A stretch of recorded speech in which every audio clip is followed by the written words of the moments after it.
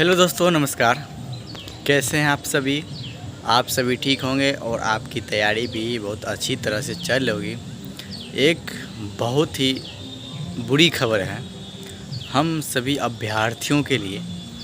दोस्तों, खबर ये है कि हम लोग कर रहे थे इंतज़ार एग्ज़ाम की डेट का, और हाई कोर्ट के द्वारा हम लोगों के लिए एक बुरी खबर सामने आई है।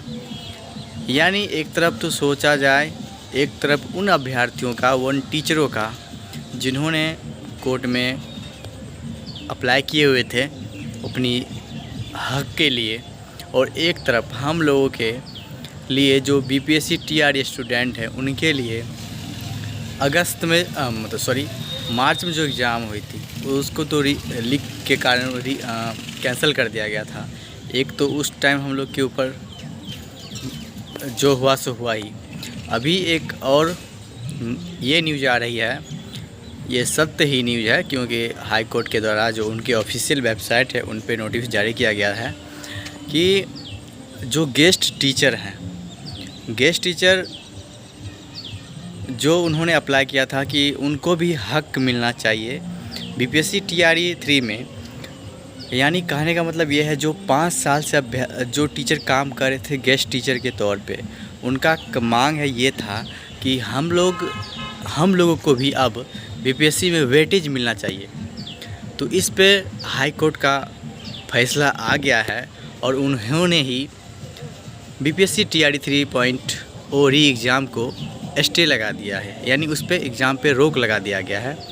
अब स्टे कब तक हटने की चांस है और हमारे एग्ज़ाम कब तक होने की चांस है, इस पे हम लोग बात करने वाले हैं।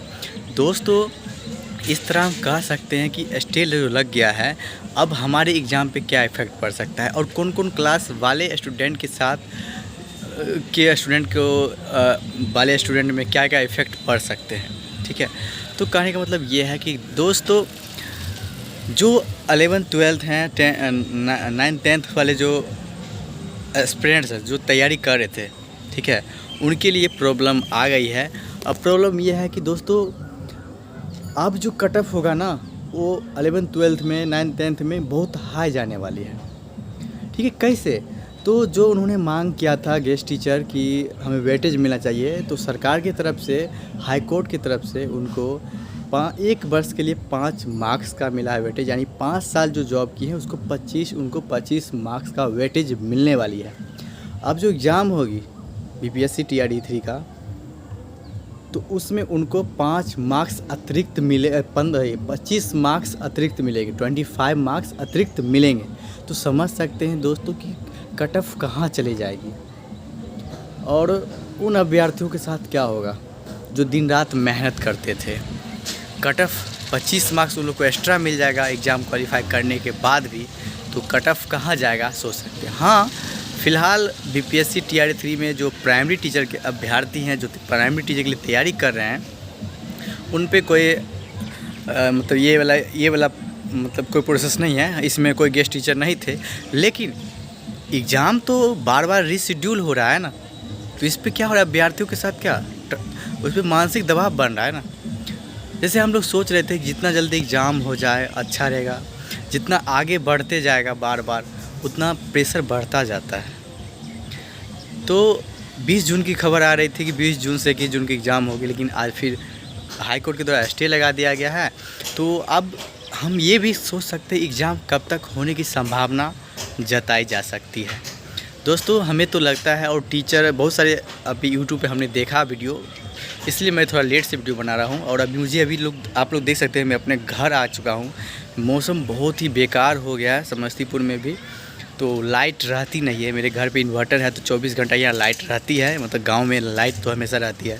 मार्केट की स्थिति ऐसी हो जाएगी हमने सोचा भी नहीं था। तो दोस्तों, मैं यही कहूँगा, एग्ज़ाम की डेट बहुत बढ़ भी सकती है।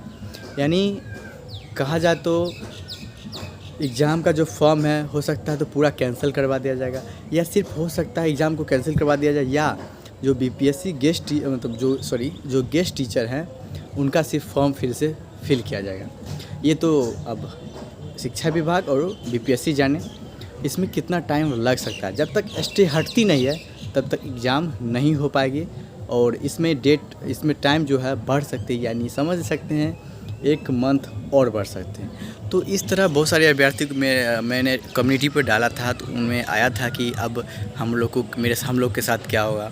तो मैं आप ही की जैसा मैं भी हूँ, अब मैं भी तैयारी कर रहा हूँ और हमने सोचा कि रूम से घर चले जाते हैं तो तैयारी होगा। और घर आते ही सुबह मैं घर पे पहुंचा हूं 10 बजे के आसपास और पता चला 1-1:30 बजे के बाद न्यूज़ आ गई कि स्टे लगा दिया गया है। हम सोच में पड़ गए अब करना क्या है। और हमारे जैसे बहुत सारे अभ्यर्थी हैं वह सोच रहे हैं कि अब तैयारी कैसे करें।